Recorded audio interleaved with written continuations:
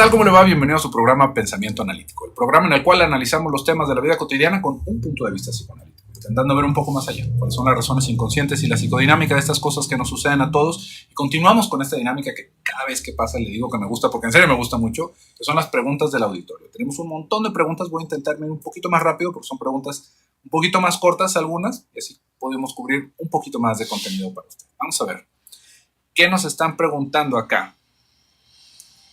Nos dice Laura, ¿qué son los presentimientos? Gracias desde ya, muchas gracias Laura por tu pregunta. ¿Qué son los presentimientos? Fíjese. Cuando uno dice, me parece como que no debería de seguir relacionándome con esta persona, o fulanito de tal, como que hay algo que no me late, no sé qué es, hay un presentimiento.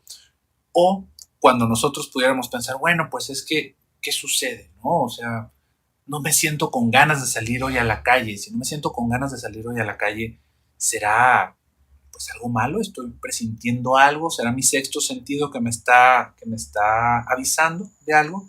Y esto hay que entender, primero que nada, que son cosas muy distintas. Le vamos a poner el mismo nombre, vamos a decir que es un presentimiento, pero son situaciones muy distintas si estamos hablando de una manera clínica.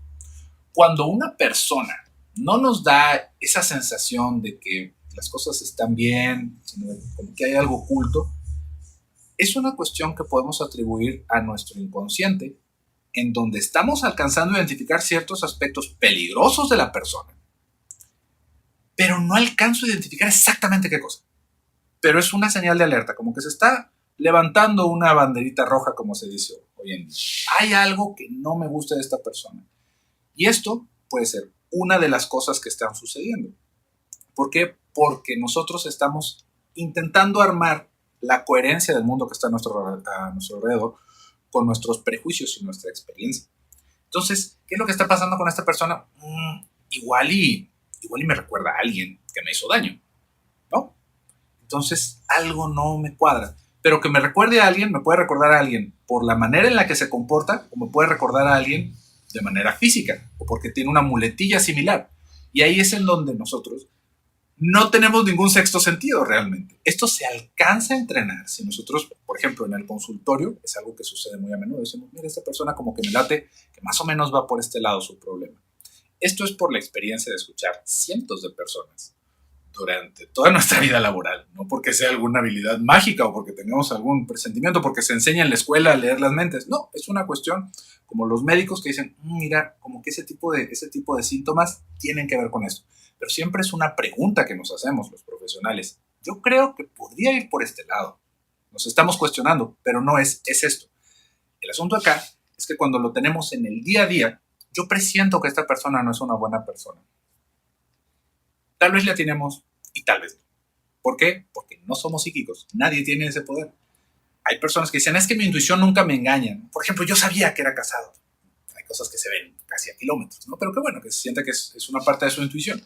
Pero estamos hablando, como le digo, de que hay un prejuicio, de que hay una experiencia. Aquí la situación es que no tiene realmente todo que ver con la persona que está frente a nosotros, sino con lo que nosotros realmente podríamos llegar a proyectar sobre el otro.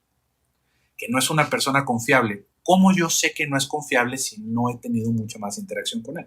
Si uno dice, bueno, pues es que yo ya sé que le quedó debiendo dinero a tal y que se cambió el nombre y que antes vivía en otro estado, no es ningún presentimiento, le digo, y ya es la experiencia, no es nuestro raciocinio que nos está diciendo esta persona no es de confiar, no es de fiarse. Pero cuando solamente es esa corazonada, son nuestros prejuicios. Y esto, fíjese cómo se extiende a una situación en donde ya va más a veces con nuestros delirios. ¿Por qué no querría salir de casa? Como que me da la sensación de que algo va a estar mal el día de hoy. Déjeme le digo, todos los días hay cosas malas, todos los días hay choques, todos los días hay accidentes, todos los días hay robos, todos los días del año. ¿Por qué nos está dando en ese momento ese presentimiento? No es porque nos esté avisando, ninguna antenita así como sobrenatural de que algo está mal. No, es miedo que nosotros estamos sintiendo por algo que no tiene que ver con el salir, sino que tiene que ver con nuestra situación mental. Ahí es en donde, como le digo, pareciera que son las mismas cosas, pero esos presentimientos siempre nos hablan más de nosotros que de lo que está afuera. Uno puede decir, bueno, pero es que esa intuición a mí sí me ha ayudado en ciertas cosas, Pero siempre, acuérdese, que nos vamos a acordar de las cosas que nos salieron bien. Si tuviéramos esa intuición tan afinada, como lo decimos, ¿por qué no nos ganamos la lotería? ¿No? ¿Por qué no me encuentro dinero cada que salgo a la calle tirado? Porque déjenme le digo que deben de haber millones de pesos tirados en la calle, abajo de un arbolito, en una piedra, en una alcantarilla. ¿Por qué no los encontramos todos los días? Nos encontramos una monedita de 10 centavos y dices, ¡ah, qué buena! Es los 10 centavos de la suerte. Porque estamos ligados a solamente recordar esas cosas positivas en nosotros. Entonces, ahí es en donde tendríamos que pensar los presentimientos. ¿Qué son? ¿Son algún tipo de superpoder? No.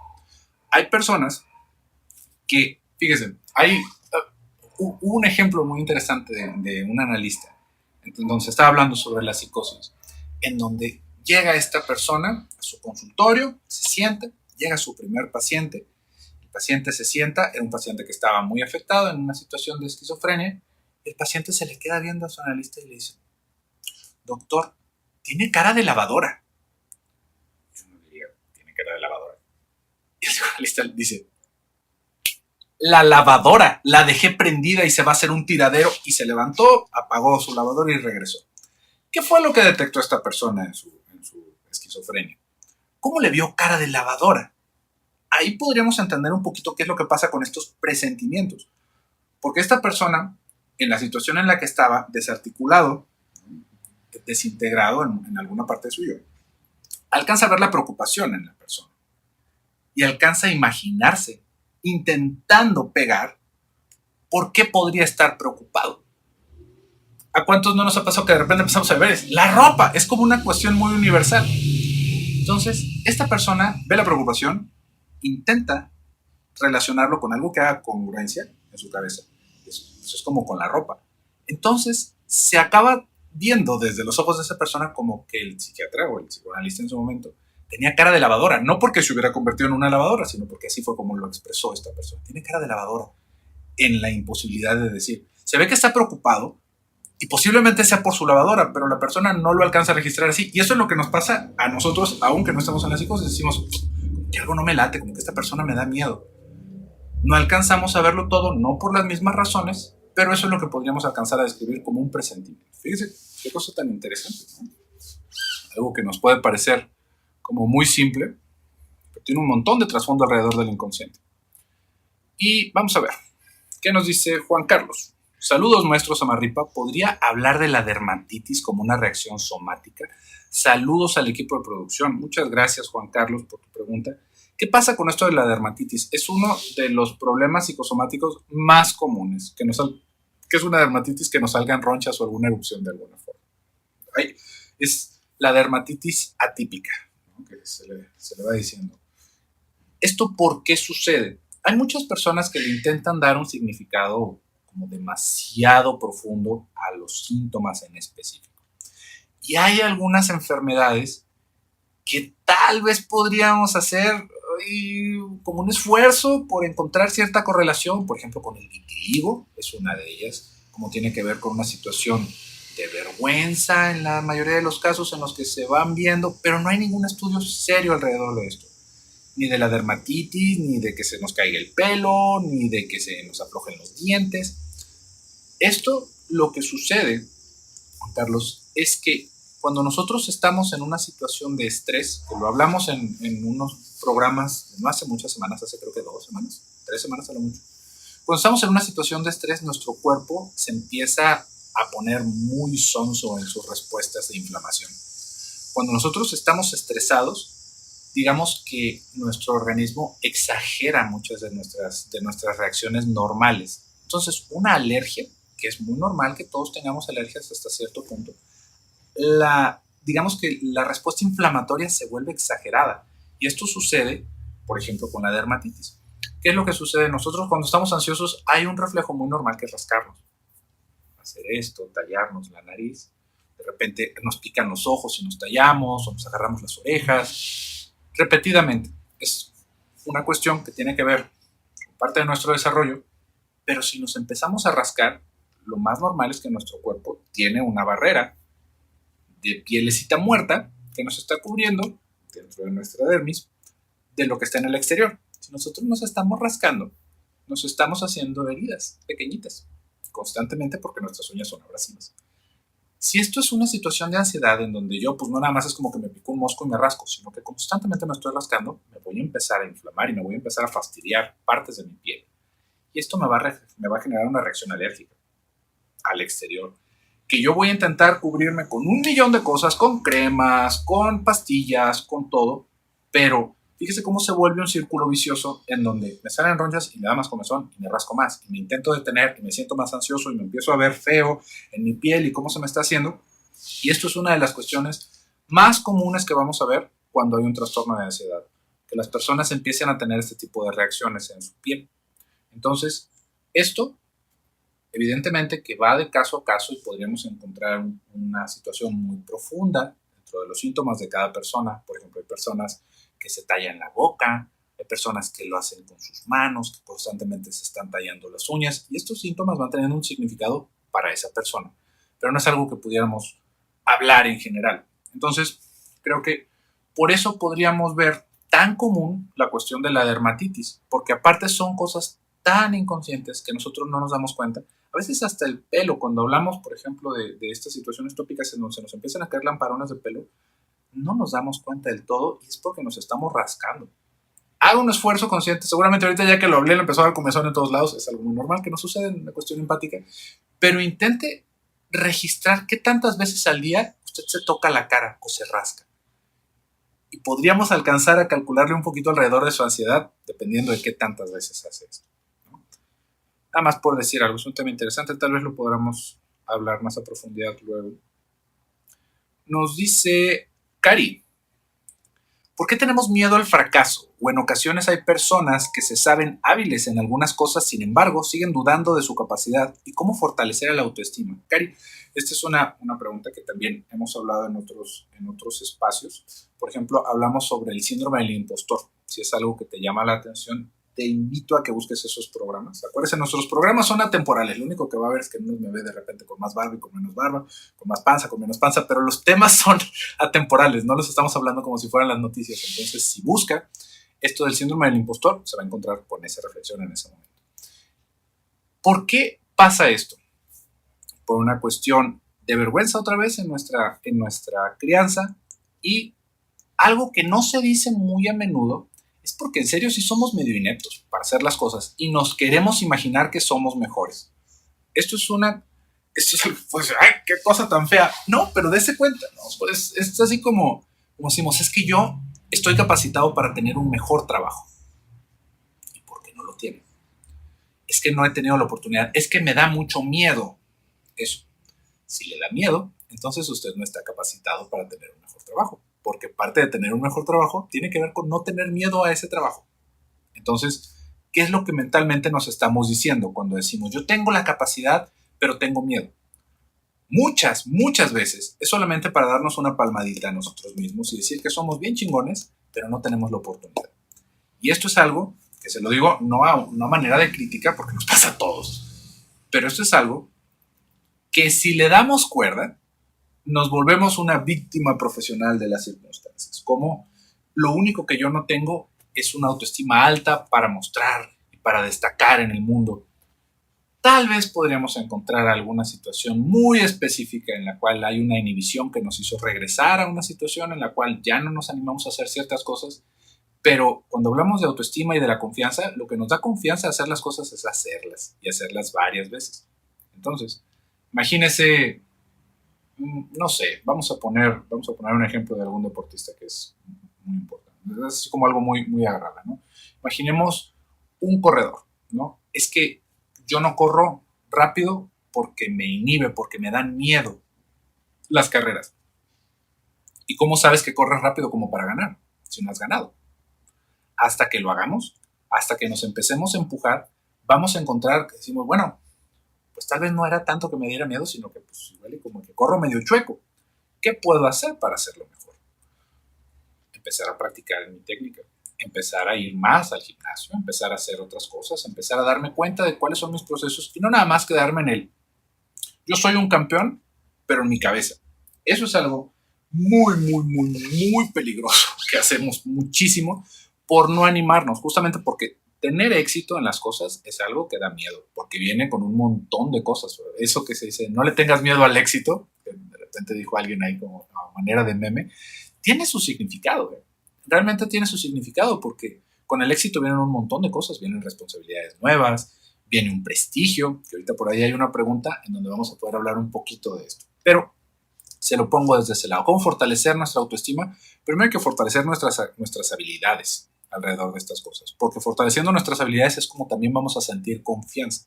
Si usted maneja, piénselo de esa manera. ¿Cuándo empezó a sentir confianza para manejar? Si empezó a sentir confianza para manejar antes de saber manejar, déjeme le digo que usted es un peligro para la sociedad. Y hay muchas personas que lo van viviendo de esa manera. ¿Por qué sentiríamos confianza de algo que no sabemos hacer? Yo me siento totalmente capacitado para aterrizar un avión, por ejemplo. Hay personas que lo dicen, ¿no? Porque en algún momento se ha subido a un avión, como un ratito ha manejado el volante. No, pero nos sentimos con la confianza de hacerlo. No tiene nada que ver con nuestras capacidades. Entonces, primero hay que comprobarnos, hay que empezar a alcanzar metas tal vez no tan altas como las quisiéramos ver, tan grandiosas. Pensemos en esto de la carrera, tal vez no me voy a meter al equipo olímpico desde el principio, pero voy a empezar a hacer ciertos pininos y eso me va a ayudar a construir confianza alrededor de lo que hago. Vamos a ver más preguntas. Ahí tenemos un montón. Nos dice Gladys, ¿es la resiliencia un proceso de adaptación social o simplemente es conformarse ante ciertas circunstancias para evitar problemas e incomodidades? Gladys, una excelente pregunta. Eso de la resiliencia, son estos términos nuevos de repente que se va sacando alguien para hacer un libro, o que realmente no es algo en específico que nosotros digamos, mira, vamos a hacer una prueba de ciertos factores de resiliencia. Son palabras más bien inventadas que describen fenómenos, muchas veces conjuntos de las cosas, ¿no? Y siempre se acaba viendo como si fuera una cuestión positiva, ¿no? Es que hay que ser más resiliente, ¿no? O como a veces en algún momento fue la asertividad, ¿no? Es que hay que ser muy asertivos. Una persona asertiva tiene que ver con cierto grado de agresividad, pero eso no se dice, sino que siempre hay que hacer las cosas, hay que ser muy asertivo. Imagínense que ser asertivo es decirle que no a la gente. Oye, ¿eso también es ser asertivo? Pues sí, no quiero. Asertivo te lo dije. Y con esto mismo que nos estás diciendo tú, Gladys, pues ¿qué pasa con la resiliencia? Pues muchas veces sí, efectivamente es más bien acostumbrarse a lo que está sucediendo, pero hay algo que sí nos está diciendo un poquito el término y es la capacidad plástica que tienen las personas. No porque nos acostumbremos a estar pues, jodidos en la situación, sino a que nos hagamos como, ¿cómo lo podemos decir? Así como el gusanito del juego de serpiente, que no era un gusano, era una serpiente. Pero es acomodarnos al medio ambiente. Es que las cosas no nos afecten tanto. Y esto tiene que ver, como digo, con cierta plasticidad de nuestro psiquismo, que no necesariamente tendría que ver con todo el término que a veces se le quiere poner a la resiliencia, pero ahí es en donde tendríamos que evaluar si es algo positivo o negativo, no porque efectivamente estemos hablando de algo en concreto, ¿no? Es lo que te estoy intentando decir, que la resiliencia no es nada en específico, sino lo que quiere decir el autor en su momento que lo utilizó.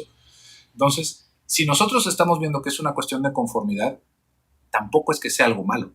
Si estamos acostumbrándonos a que nos aprieten los zapatos, entonces sí es una cosa negativa que tendríamos que ver y que no tiene que ver con esa cuestión de adaptación, sino justamente con algo más, con el sentir que tal vez es un castigo. Por ejemplo, cuando estamos en una relación de pareja que decimos, es que es mi cruz y yo lo tengo que cargar. Pero ¿por qué no? Como que ya tiene rato que ya no se usa eso de las cruces, como para andar cargando penas.